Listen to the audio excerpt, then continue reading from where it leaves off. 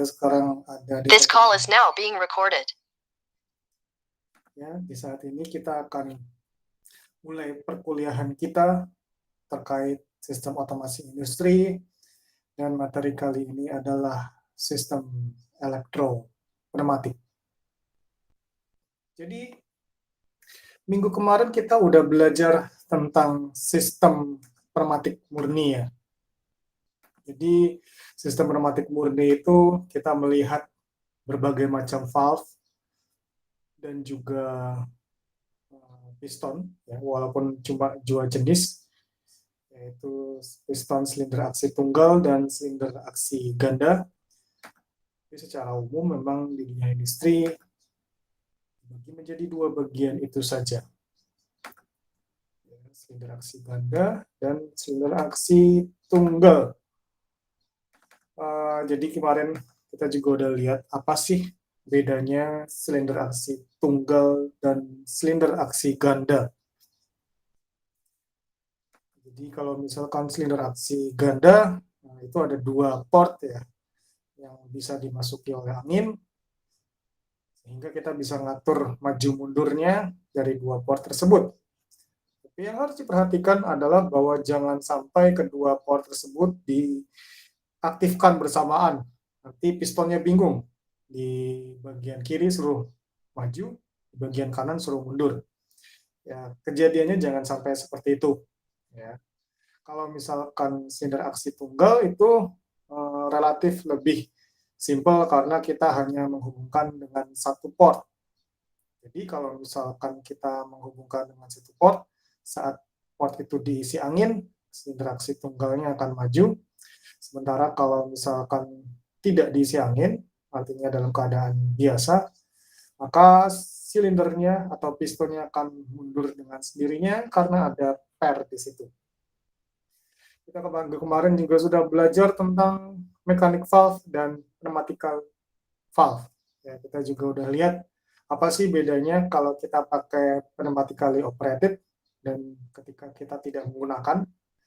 Sehingga kita bisa lihat kalau misalkan pakai pneumatically operated itu kayak menahan pistonnya pada posisi yang seharusnya. Jadi walaupun cuma di-trigger sebentar, tetapi pistonnya tetap akan maju atau tetap akan mundur dibandingkan ketika kita tidak menggunakan yang pneumatically operated yang 5/2Y pneumatically operated tadi, itu dia stuck di tengah-tengah si pistonnya. Jadi kemarin secara garis besar seperti itu, kita melihat dua jenis piston yang diaplikasikan pada sistem pneumatik murni.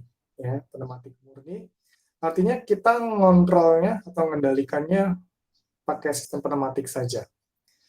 Nah, sekarang kita akan belajar tentang elektropneumatik. Artinya sesuai dengan penamaannya, itu adalah gabungan dari sistem elektrik dan sistem pneumatik. Ya, jadi itu gabungan dari sistem pneumatik dan elektrik.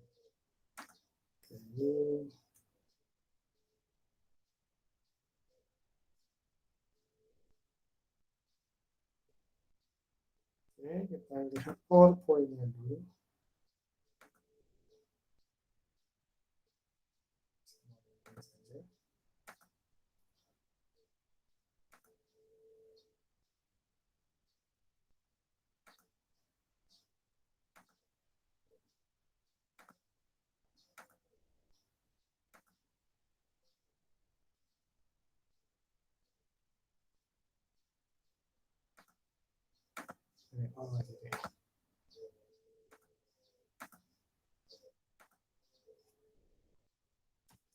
Sistem elektropneumatik.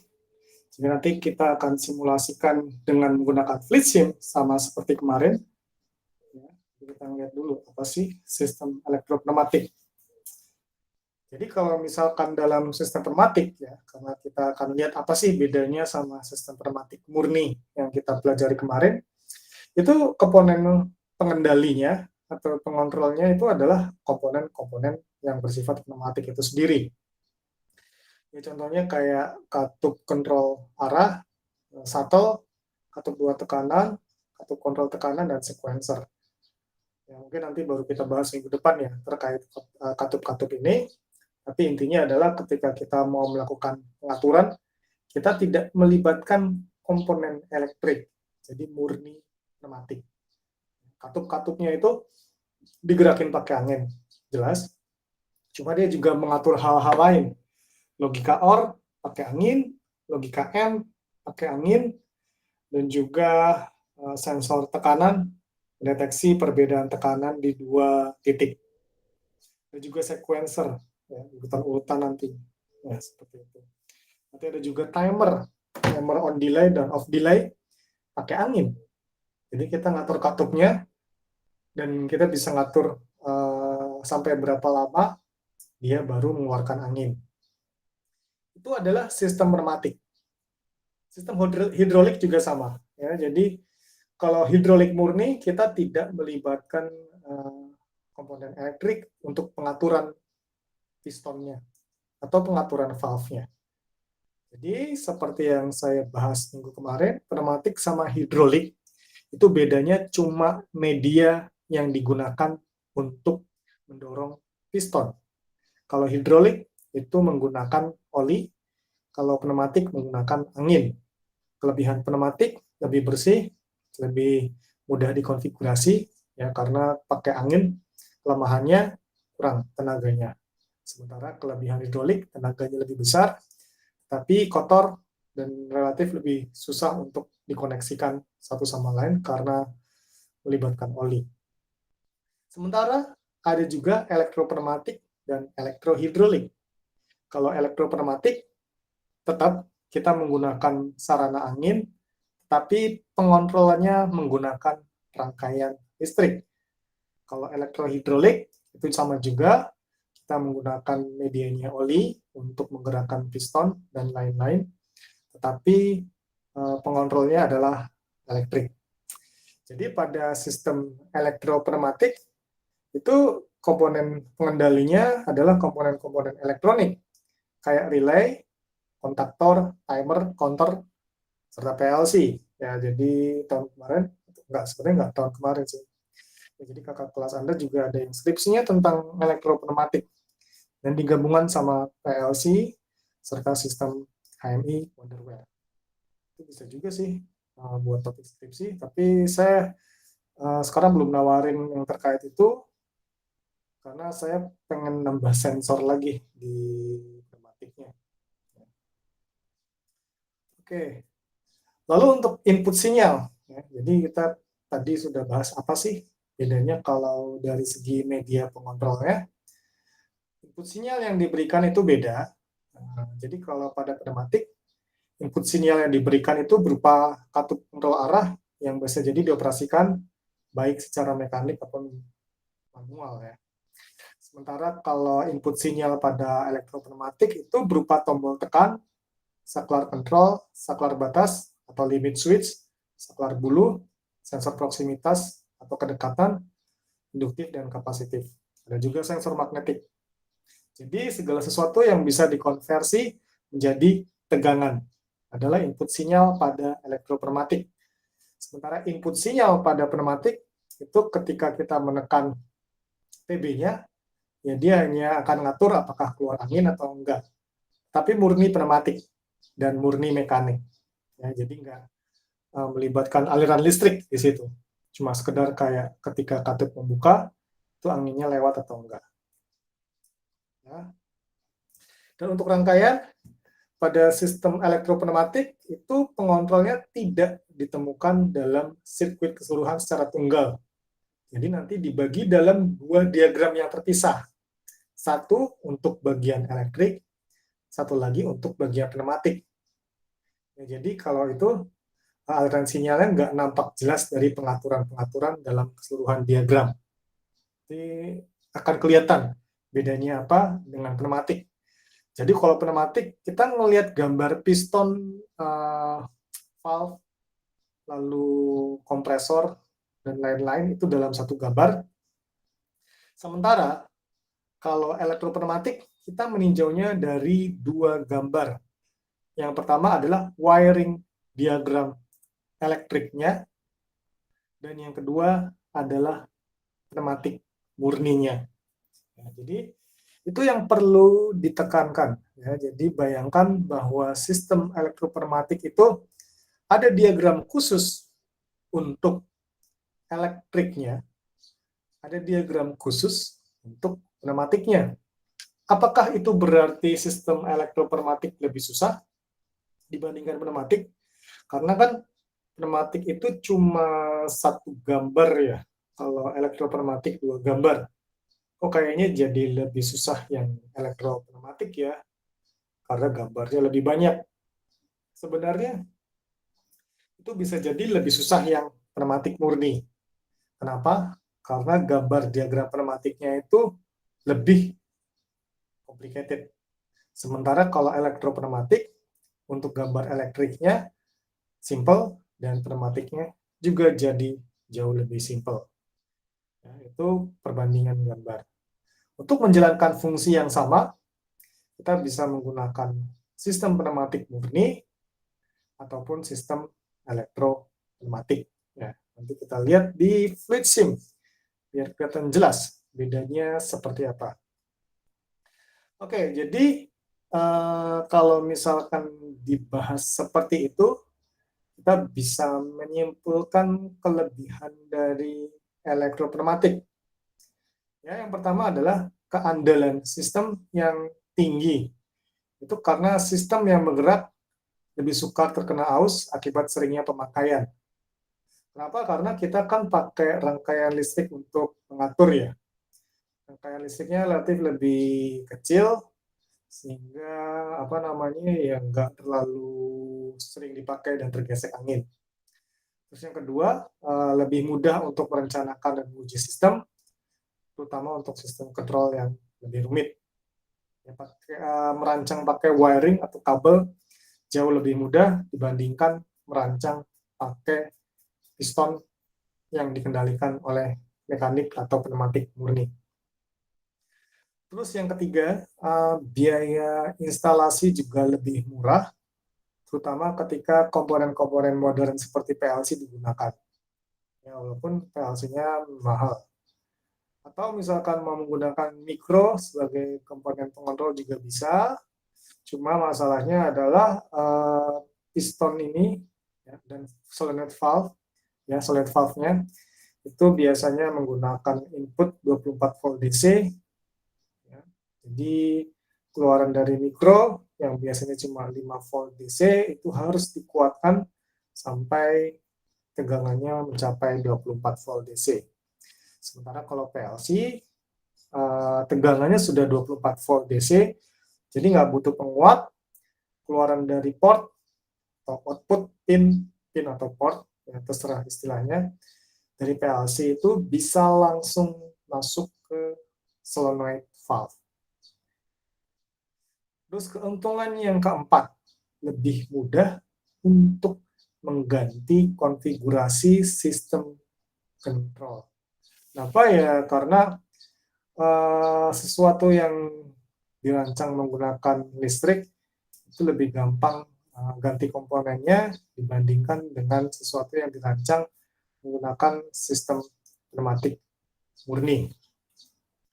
Oke, nah kita sekarang akan lihat komponen-komponennya. Yang pertama, catu daya listrik. Jadi catu daya listrik berfungsi untuk menyediakan daya yang dibutuhkan, sehingga setiap komponen listrik yang berfungsi untuk mengontrol pneumatik itu bisa kerja. Dan yang harus diperhatikan adalah jangan sampai terjadi short atau hubungan langsung antara power supply dengan ground. Kalau di software ini masih ya masih bisa dimaafkan, tetapi jangan sampai ketika mencoba ke hardware terjadi hubungan langsung antara supply daya 24 volt dengan 0 volt, karena itu jadinya berbahaya. Oke, kita akan lihat di sini ya. Mungkin bagi kalian yang udah buka flashnya, ini bisa coba di sini juga. Ya, ini adalah electrical component 24 volt dan 0 volt, sesuai yang saya tunjukkan. Yang terjadi kalau saya hubungkan, dan saya jalankan short circuit. ya. Jadi masih bisa dimaafkan karena tidak terjadi hal-hal yang tidak diinginkan kalau cuma simulasi. Ya, jadi ini adalah supply satu daya 24 volt dan ini adalah 0 voltnya. Ya, bisa dicoba ya, di simulasi FreeSim kalian sehingga akan kelihatan bedanya apa sih kalau kita menggunakan pneumatik murni. Oke, ini yang satu daya listrik. Lalu ada tombol saklar. Jadi saklar dipasang di rangkaian kontrol untuk menyambung dan memutuskan arus. Dan secara umum pada sistem ini bisa dibagi jadi dua bagian. Yang pertama tombol tekan dan saklar. Dan itu bisa jadi dibagi dua lagi, normally open dan normally close. Ini gambarnya seperti ini. Jadi ini yang tombol tekan, artinya kalau ditekan nyambung, dilepas, putus. Yang sebelah kiri itu untuk yang normally open, untuk yang sebelah kanan itu untuk yang normally close. Sementara untuk saklar control, ini ada lekukannya di sini ya. Lekukannya di sini itu artinya bahwa dia itu saklar atau selektor. Ya, kalau ini lebih cocok disebut saklar, artinya kalau ditekan dan dilepas, dia nahan, melenceng. Jadi kayak saklar. Kalau yang atas kayak tombol. Kalau yang sebelah kanan itu kayak selektor. Kalau ditekan, dia nyambungin dari 1 ke 4. Kalau dilepas, dia kembali dari 2 ke 1. Kalau yang sebelah kanan ini, ya, switching juga, tapi dia nahan. Kalau dilepas, dia berada di posisi terakhir. Ya, kita coba-coba aja ya, untuk ini. Ini kalau misalkan saklar sama tombol ini di sini ya. Biar gampang kita harus gabungkan dengan sesuatu. Paling gampang adalah lampu. Ya, jadi di sini ada lampu. Pakai indicator light aja. Ya. Lampu. Nah, ini push button. Ya, jadi kita belum masuk ke elektropneumatiknya. Kita masuk ke elektriknya dulu. Ya. Saya mau coba nyalakan lampu dengan menggunakan tombol push button biasa. Ini seperti ini saja, hubungkan. Ya, nyalakan. Ya. Kelihatan.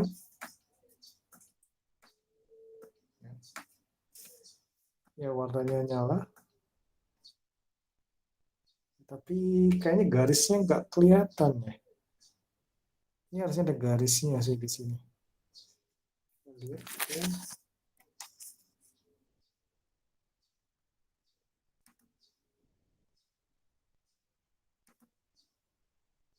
Kita lihat lagi. Oh, ada. Garisnya kelihatan. Ya, garisnya masih kelihatan. Ya, jadi ini adalah normally open biasa. Ya, normally open biasa. Lalu yang normally close seperti apa? Ini kita bisa ganti dengan yang ini. Jadi normally close. Belum apa-apa sudah menyala, karena normally close itu artinya dalam keadaan normal dia nutup, nyambungin jadinya. Sehingga dalam keadaan normal dia langsung menghubungkan saklar atau tombol. Dalam kasus ini adalah tombol. Oke, ini keadaan normalnya ketika ditekan lepas. Ya, ini adalah push button normally close. Lalu kalau misalkan yang lain, jadi kita coba-coba aja. Ini adalah kayak saklar sih. Kita kelihatan akan ada bedanya. Ya, dilepas dia masih di posisi terakhir, tekan lagi dilepas dia posisi terakhir. Kalau misalkan di fotonya kayak gimana, ini bentuknya seperti ini. nanti akan ada muncul tempat untuk sebagai normally close atau normally open. Oke, nah itu tadi adalah saklar normally open.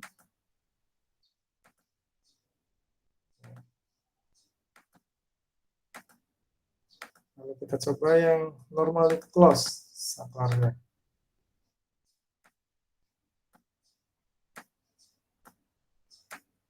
Ya, jadi dalam keadaan nggak diapa-apain, dia langsung nyambungin. Nah, jadi bayangkan dia nyambungin dan menghidupkan lampu. Ingat, kita harus pakai sesuatu di sini, mau pakai relay, pakai lampu, atau apapun, yang penting yang ngambil daya.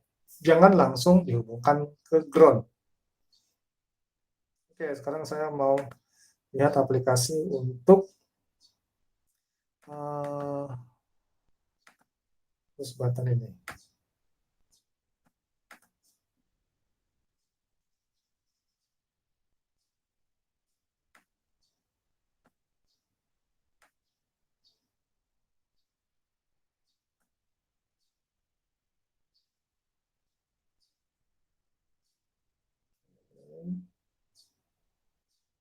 Sebenarnya lebih ke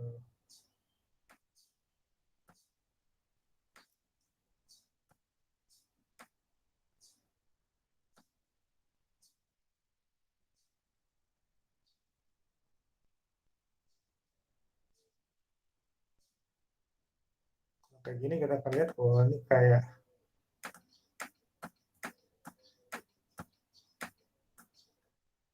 percuma. Kenapa? Kan tetap aja nyambungin. Ya.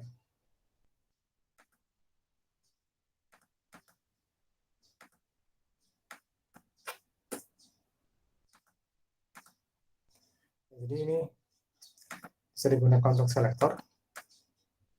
Jadi kalau misalkan apa namanya seperti ini, dia akan nyambungin ke tempat lain. Mungkin lebih enak kalau ini dibalik.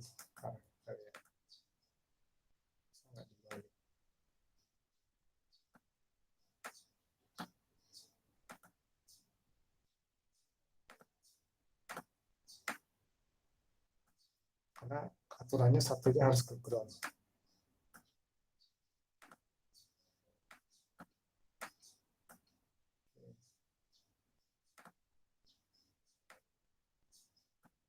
Kita hubungkan dengan lampu ini.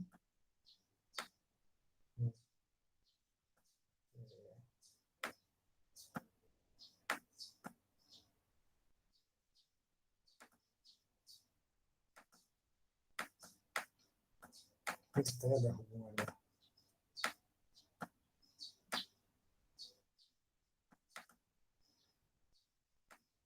Oke, ini baru kelihatan. Jadi mungkin contoh aplikasi selektor yang paling pas, ya. Kita bisa lihat di sini. Kalau kondisi awal dia ngalir ke sini, saat kita tekan push button dia ngalir ke yang sebelah kiri. Ini contoh aplikasi selektor. Oh ya, kalau misalkan kita mau nahan, kita tekan tombol CTRL atau control di pojok kiri bawah, tergantung laptop kalian.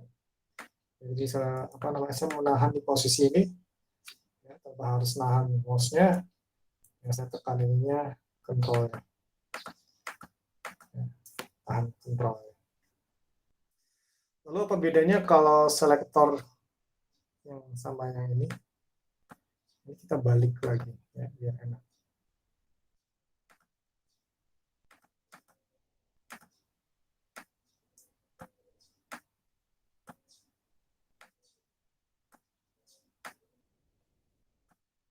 Ya, jadi bedanya cuma yang satu nahan, yang satu enggak. Ini selektor. Jadi kita bisa menggunakan selektor ini untuk mengaktifkan dua hal yang berbeda. Yang kasus ini sama-sama lampu. Kita bisa aktifin buzzer juga di situ. Jadi di sini ada indikator light yang ada buzzer. Kita bisa Signal controlnya juga bisa diganti. Misalkan saya mau ganti warna biru, bisa. Kuning dan biru. Tinggal diklik di bagian lampunya, lalu ketik description. Dan properties, sinyal kontrolnya bisa diganti. Ya, itu adalah contoh-contoh switch atau saklar yang biasa kita pakai di di sistem elektropneumatik. Ya, kita masih belum pakai pneumatiknya, masih ngaktifin lampu doang. Itu adalah yang manuality operated. Tapi di sini juga ada general switch. Artinya apa? Artinya itu adalah switch yang aktif karena diaktifkan oleh hal lain, contohnya relay. Ya, kita balik lagi ke power supply.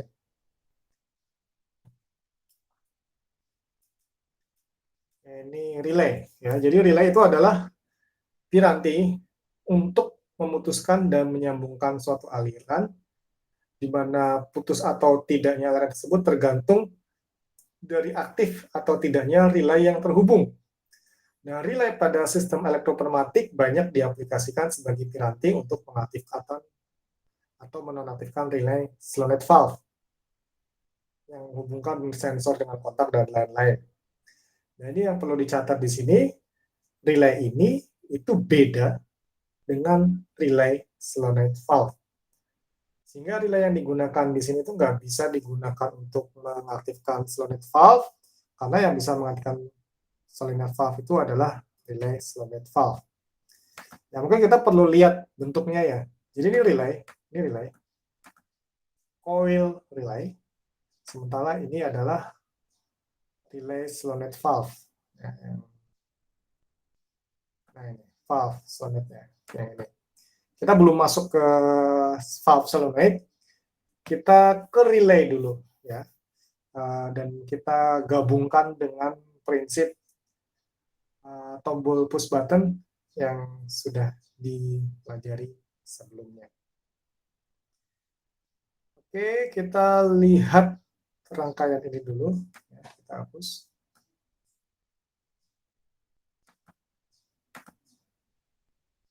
Saya mau mengaktifkan lampu menggunakan relay. Ini yang simple dulu saja. Push button. Lalu adalah max switch. Dan ini adalah lampu ya. Ini.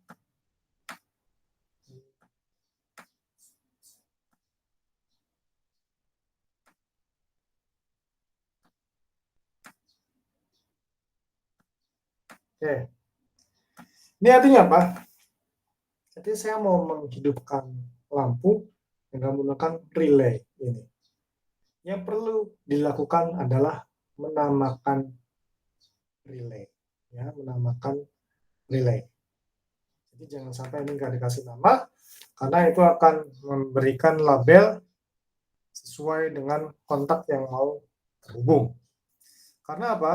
Karena relay itu terdiri dari, ya kalau misalkan dalam kategori hardware-nya, dua bagian. Yang pertama coil-nya, yang kedua kontaknya. Jadi mirip kayak prinsip LC. Ini saya kasih nama R1. Maka kontaknya juga harus dikasih nama R1.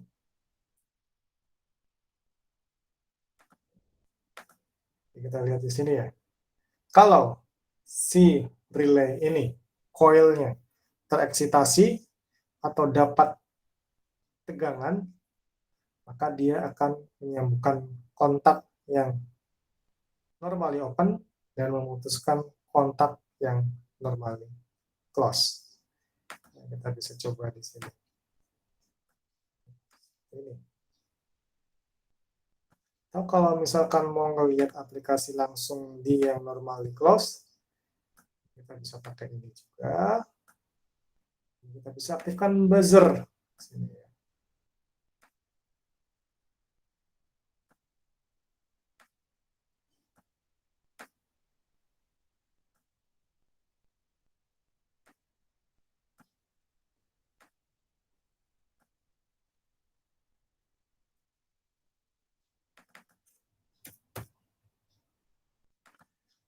Oke, kita melihat di sini. Ya. Ini adalah coil relay. Satu coil relay itu bisa memiliki beberapa kotak relay. Ini ibaratnya ini ibunya, ini anaknya. Ada anak laki-laki dan anak perempuan. Jadi satu ibu bisa punya beberapa anak, tapi satu anak tidak mungkin punya beberapa ibu kandung. Ya. Ibu kandungnya pasti cuma satu. Ibu kandung anaknya bisa banyak, satu anak ibu kandungnya satu. Jadi jangan sampai ini R1 dimiliki oleh coil yang 2, coil yang 3, coil yang 4, itu nggak mungkin. Itu ibaratnya seperti ini ibu kandung, ini anak kandung. Ibu kandung punya banyak anak kandung, satu anak kandung cuma punya satu ibu kandung. Kita bisa lihat di sini, ini buzzer langsung terhubung. Ketika saya tekan ini akan menghubungkan dengan lampu, karena kontak yang normally open jadi tutup saat L1 tereksitasi, dan kontak normally close kebuka saat L1 tereksitasi. Ya, silakan dirangkai dulu ya. Saya kasih waktu 5 menit. Untuk coba-coba rangkaian dulu. Ini belum masuk ke pneumatiknya, baru memfamiliarkan dengan koneksi wiring diagram pada sistem elektriknya saja. Ya, kalau ada pertanyaan langsung saja.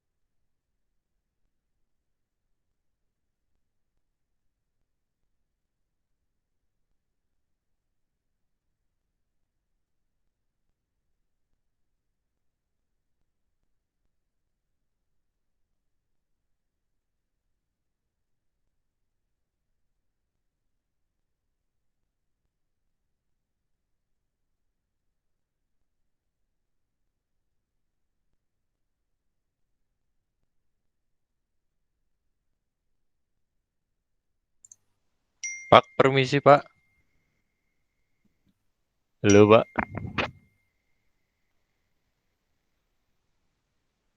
Pak, izin bertanya Pak. Oke, ya bentar. Ya, kenapa? Apa? Ini cara ganti bahasanya gimana ya Pak? Cara ganti bahasa. Perasaan Iya Pak. saya di Ini situ kayaknya ke Jerman ini Pak. Biar bahasa Inggris. kayaknya kamu salah install. Harusnya kamu install yang new, yang ada tulisan new-nya. Oh new ya Pak. Yang ada tulisan new-nya. Di situ kamu nggak install yang ada new-nya, tapi yang satu lagi. Walah. Iya Pak. Ya.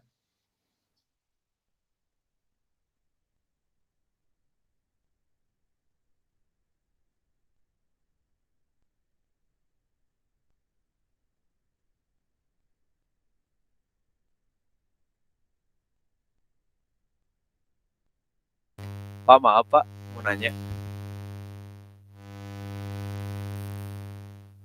Pak,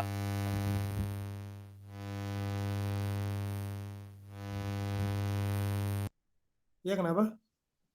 kalau buzzer di mana ya Pak? Soalnya di saya kan fleet SIM-nya versi 4,5 ya, yang 4.5. Itu di mana ya Pak? Saya nyari nggak ada soalnya. Oh, itu ganti lampu aja kalau nggak ada. Oh Sebenarnya iya, dia iya. di sensor sih. Cuma kalau beda flip chip takutnya memang beda versi yang di tempat lain nggak ada. Oke Pak.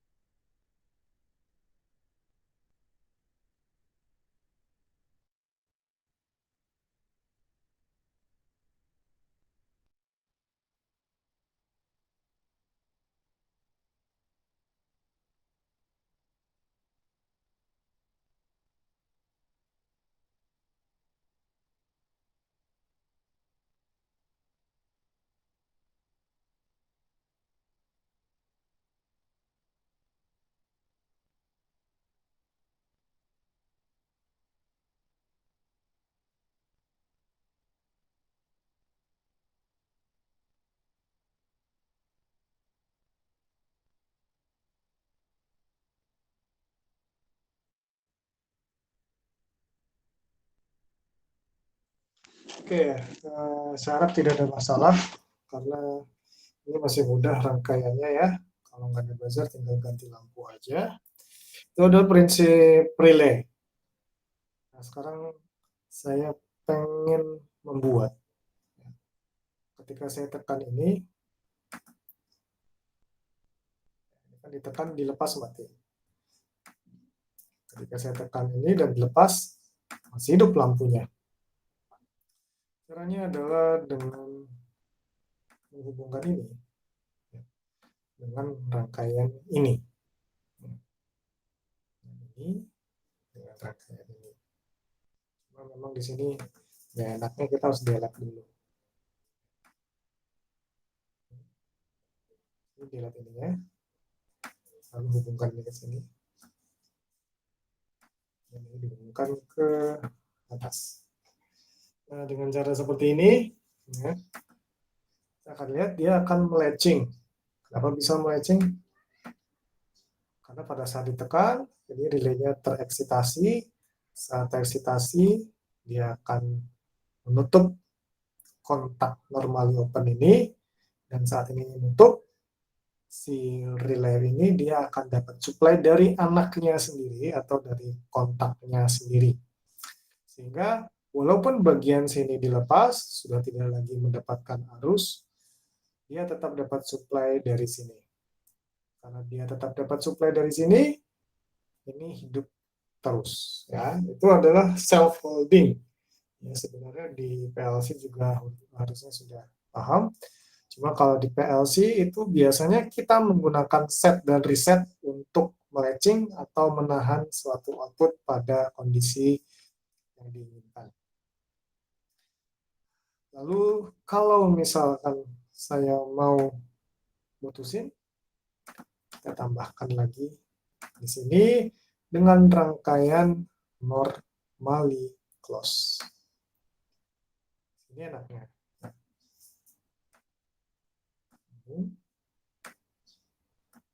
Seperti ini. Ini mau dirapiin juga nggak apa-apa. Misalkan seperti ini, ya, biar ini mau ke bawah. Ini nggak geser. Masalah estetika saja. Oke, jadi saya bisa, ini kadang-kadang suka kayak gini, nggak masalah. Kan, ini kenahan dan matiinnya dari sini. Kan? Itu adalah self-holding, rangkaian dasar untuk melatching yang paling sering digunakan saat kita mau menahan suatu kondisi menggunakan push button. Silakan dibuat, ya. Saya kasih waktu 5 menit sampai 14.20. Coba rangkaian self-holding. Itu rangkaian dasar, nanti setelah kita belajar yang ini, kita bisa gunakan untuk menahan piston. Menahan piston. Gimana caranya? Nanti kita akan lihat. Jadi kita buat rangkaian yang ini dulu sebelum terhubung ke piston. Silakan dibuat.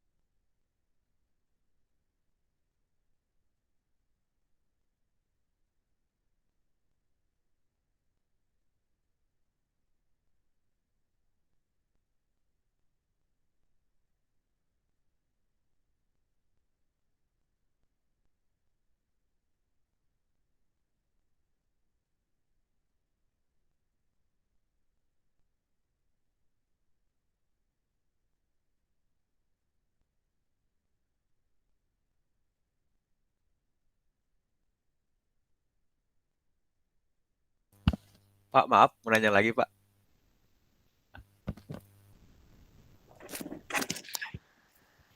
Ya, Itu, apa? Pak, yang antara kabel penghubung dari rangkaian itu tuh yang di tengah-tengah itu pakai apa ya, Pak? Ini. Yang bawah, Pak. Yang ada nah ini nih yang kabel ini, Pak. Nah, itu, Pak. Itu otomatis muncul sendiri kok kalau kita Oh, putus. Jadi kalau misalkan kita mau nyambungin, ini diputusin aja. Nanti dia akan nyambung, ya kita sambungin sendiri gitu. Kayak misalkan oh. gini, kan kita delete, sambungin ke sini, dia akan muncul sendiri. Oh Jalan ya, kan? Pak ya, Pak. Ya, ya, ya. Makasih, Pak. Ketika dilepas, dia masih ada di situ, itu masalahnya.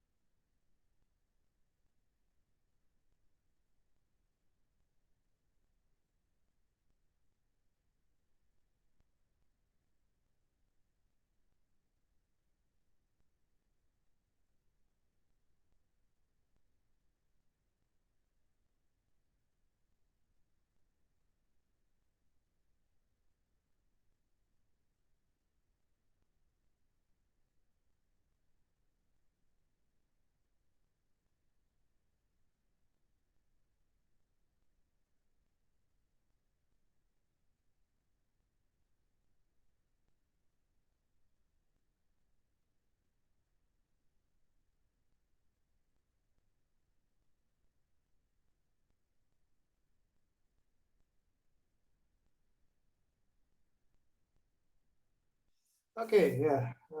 Jadi kita udah bisa nyoba ya untuk rangkaian elektrik murninya. Nah, sekarang masuk ke bagian yang sedikit tricky, yaitu solenoid valve, ya, relay solenoid valve. Jadi relay solenoid valve adalah kontak relay yang terhubung dengan solenoid valve. Jadi solenoid valve ini hanya bisa diaktifkan dengan menggunakan relay jenis ini, sehingga keberadaan relay solenoid valve mutlak diperlukan dalam setiap perancangan elektropneumatik. Ibaratnya gini, ketika kita perancang rangkaian elektropneumatik, bisa jadi kita nggak butuh relay biasa. Kenapa? Karena ya kita mau langsung pakai yang solenoid valve. Tapi solenoid valve itu harus ada. Dan walaupun, ya, sekali lagi saya tekan, walaupun gambarnya terpisah, tapi itu adalah dalam satu alat yang sama. Pemisahan gambar dilakukan untuk memudahkan penggambaran rangkaian saja. Jadi jangan dibayangin solenoid valve dan relaynya itu menyatakan alat yang berbeda. Itu sebenarnya alatnya sama. Oke, ini saya save dulu. Saya mau kasih contoh yang simple dulu. Saya kasih contoh yang simple ya, terkait solenoid valve atau relay solenoid valve.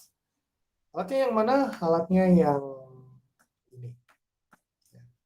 Ini adalah solenoid valve yang terhubung dengan si valve ini.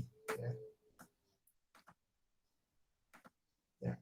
Jadi kita melihat di sini sebenarnya ya, yang ini sama yang ini itu sama-sama gambarnya ini. Ya. Jadi ini satu alat. Ya. Jangan bayangkan ini alat yang terpisah. Ini sebenarnya satu alat. Cuma di dalam penggambaran ini dipisahkan karena memang kita mau memisahkan mana yang pneumatik murni dan mana yang elektrik. Mana yang pneumatik, mana yang elektrik. Jadi gambarnya dipisah. Kenyataannya ini adalah satu alat yang sama. Oke, jadi kita akan lihat yang paling simpel dulu, yaitu penggambaran rangkaian elektropneumatik ya, untuk rangkaian elektriknya dan untuk rangkaian pneumatiknya, yaitu dipisah. Untuk rangkaian pneumatiknya mirip seperti rangkaian rangkaian pneumatik yang kemarin. Kita buat yang simple dulu. Untuk rangkaian elektrik selalu ada 24 volt, selalu ada push button, selalu ada solenoid valve. Jadi ini 4 bagian dasar yang ada. Yang relay murni belum tentu kita butuhkan. Maksudnya belum tentu kita pakai. Walaupun semakin kompleks, biasanya akan selalu dipakai. Kita hubungkan seperti ini. Oke, jadi ini adalah rangkaian elektriknya, rangkaian pengontrolnya. Lalu bagaimana dengan rangkaian pneumatiknya? Ini sama kayak rangkaian pneumatik pada pneumatik murni. Ya, kita pakai single acting diagram. Sini. Ini kita pakai valve yang normal close. Nanti kita melihat bedanya apa. Yang paling penting adalah penamaan. Ya, jangan lupa kasih nama. Saya besarin gambarnya biar gampang. Ini klik di sini ya. Klik di bagian ini. Kasih nama misalkan SV1, solenoid valve 1. Nah, yang tricky ini adalah bagian ini. Jangan diklik di sini ya. Jangan diklik di solenoid valve-nya, nanti bingung kok tampilannya gini ya. Dikliknya di bagian sini. Jadi di sini ada bulatan-bulatan, ya, bulatan kecil.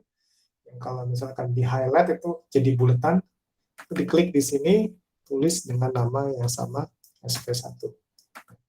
Jangan diklik di sini, akan muncul. Artinya apa? Artinya kita sudah mendefinisikan ini sebagai alat yang namanya SP1. In real life, gambarnya kayak gini. Artinya ini adalah alat yang sama, in real life. Jadi, karena kita pengen membedakan bagian elektrik dan pneumatik, kita pisahin. Tapi harus dicatat dalam pikiran, itu sebenarnya sama.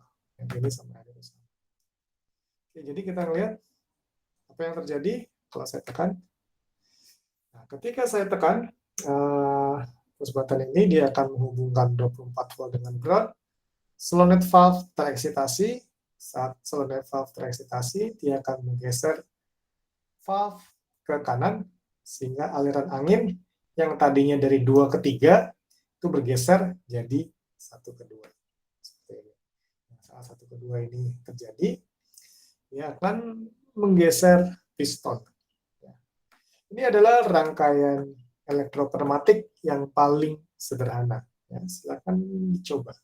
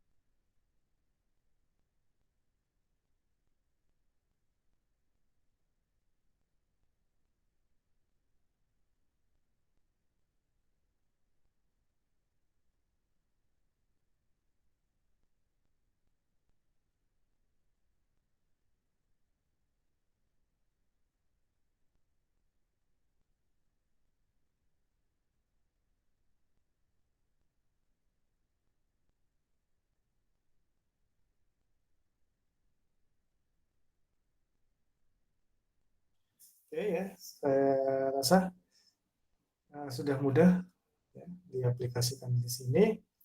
Sekarang saya mau menahan posisi ya, menahan posisi piston saat dia ditekan dan dilepas. Kalau di sini kan posisinya kembali ke posisi semula. Nah, saya pengen ketika dilepas itu dia masih maju, ya, masih di posisi maksimal. Caranya gimana? Dan kita kembali membutuhkan bantuan relay di sini ya. Jadi kita cuma mainin di ininya saja, cuma mainan di elektriknya saja. Yang bagian pneumatiknya kita nggak utak-utik. Itu yang membuat rangkaian elektropneumatik lebih mudah untuk dirangkai karena kita mainannya di rangkaian elektriknya, kita nggak mainan di pneumatiknya kalau kita mau melakukan pengontrolan posisi dari pneumatik. Oke, kita pakai relay ya, seperti biasa. Kalau ada relay berarti ada kontaknya. Kalau ada kontaknya berarti kita butuh normally close sini.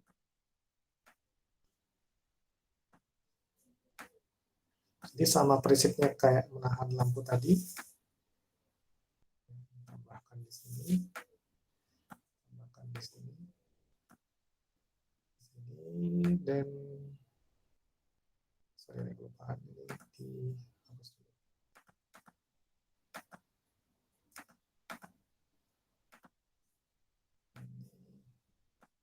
Ini hapus ininya. Kita hubungkan ini ke sini dulu. Ini kita hubungkan. Kadang-kadang memang agak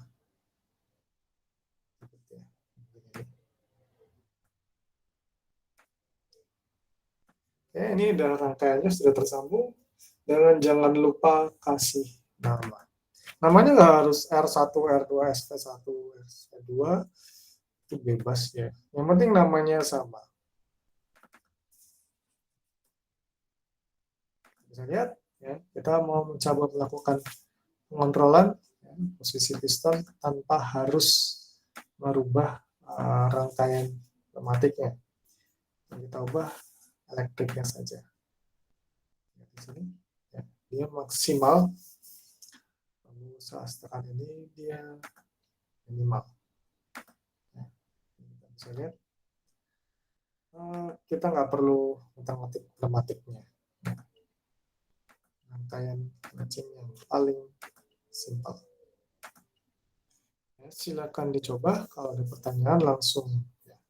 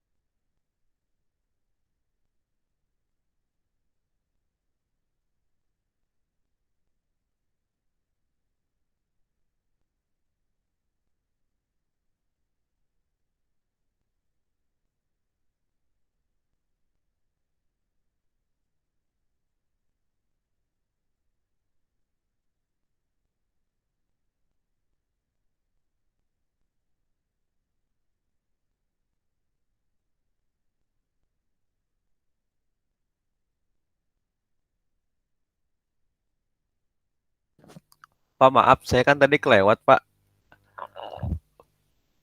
Pak, mau nanya lagi, Pak. Oke ya, apa?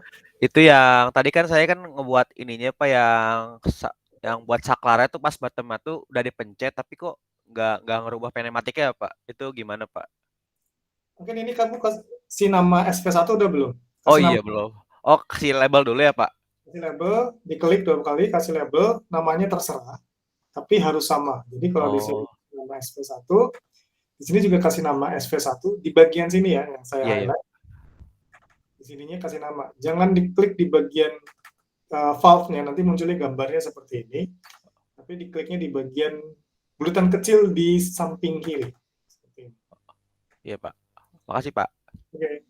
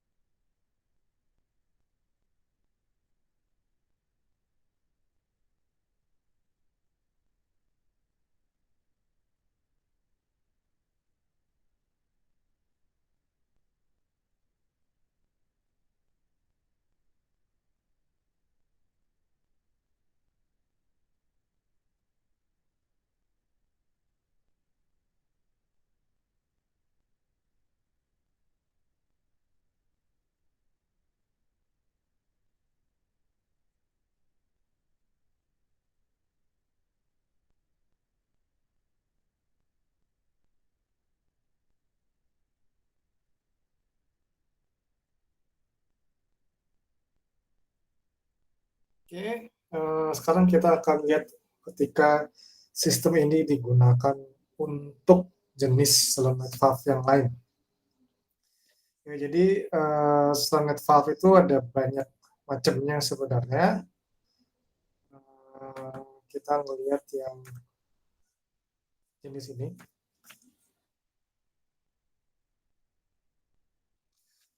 Oke.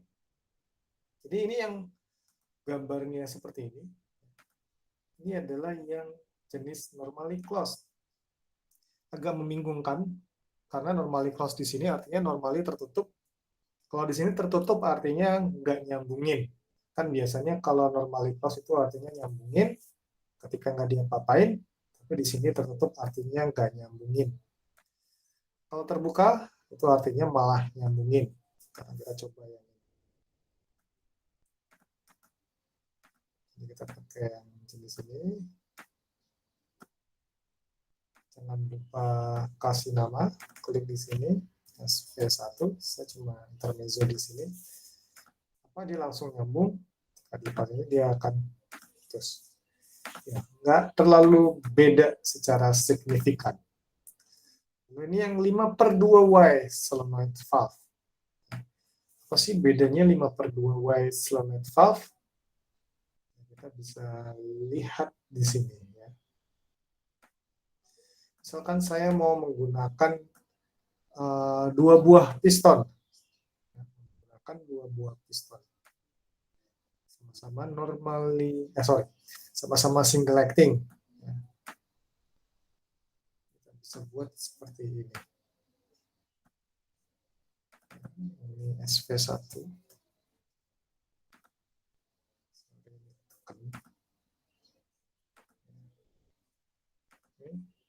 Jadi kita bisa lihat ganti-gantian. Kenapa bisa seperti ini? Karena pada kondisi normal dia akan mengalirkan dari 1 ke 2 sehingga 1 ke 2 mengalirkan angin, piston sebelah kanan akan maju. Ya, sementara untuk piston sebelah kiri itu artinya dia ngalir dari 4 ke 5 ke tempat pembuangan. Jadi pembuangannya itu ada 3 sama 5. 3 untuk tempat pembuangan yang sebelah kanan dan 5 untuk tempat pembuangan yang sebelah kiri. Sementara 2 itu terkoneksi ke piston sebelah kanan dan 4 terkoneksi ke piston sebelah kiri. Ini interchangeable. Ya, kita lihat kalau kondisi tidak dieksitasi, maka ini yang berasal dari pompa akan ngalir kedua. Saat dieksitasi, geser kamarnya, sehingga dari 1 ini dia ngalir ke 4, dan dari 2 dia ngalir ke tempat pembuangan 3. Ini contoh 5/2Y ya, yang solenoid valve. Jadinya kita akan bingung. Ini kan ada 3/2Y, 5/2Y, itu maksudnya apa? Itu maksudnya koneksi. Jadi 5 itu total koneksinya, ini kan 1, 2, 3, 4, 5. Kalau yang 3/2Y itu totalnya cuma ada 3. Ya, di sini 3/2Y, contohnya yang ini. Kita bisa lihat di sini, ini 3/2Y, ini kan ada 3. 1, 2, dan 3. 1 tempat suplai dari pompanya, 2 untuk ke piston, dan 3 ke pembuangan. Kalau 5/2Y, itu ada 5. 1 dari pompanya, 2 dan 4 untuk ke piston, 3 dan 5 tempat pembuangan. Itu arti 5. Kalau 2 itu artinya apa? Itu artinya kamar. Di sini kan ada 2 kamar. Ya, ini kamar kiri sama kamar kanan. Juga ada 2 kamar saja, kamar kiri sama kanan. Lalu ada nggak sih jenis yang lain? Ada 5/3Y. Ini ada 5/3Y, kamarnya ada 3. Tapi koneksinya tetap cuma ada 5. Oke, jadi itu ya mungkin untuk hari ini. Tugasnya sudah saya kasih di LMS, ya, dan memang untuk hari ini belum kita sampaikan semua, ini baru sampai setengah. Jadi nanti minggu depan baru kita lanjut lagi, ya. Minggu depan kan masih banyak ya. Sensornya ada proximity sensor, ada sensor tekanan, ada sensor beda tekanan, dan juga nanti ada sensor limit switch. Ya, kita akan gabungkan dengan rangkaian elektropneumatik, sehingga nanti kita akan bisa mendesain rangkaian elektropneumatik secara lengkap dengan sensor-sensor yang ada. Oke, sampai saat ini ada pertanyaan?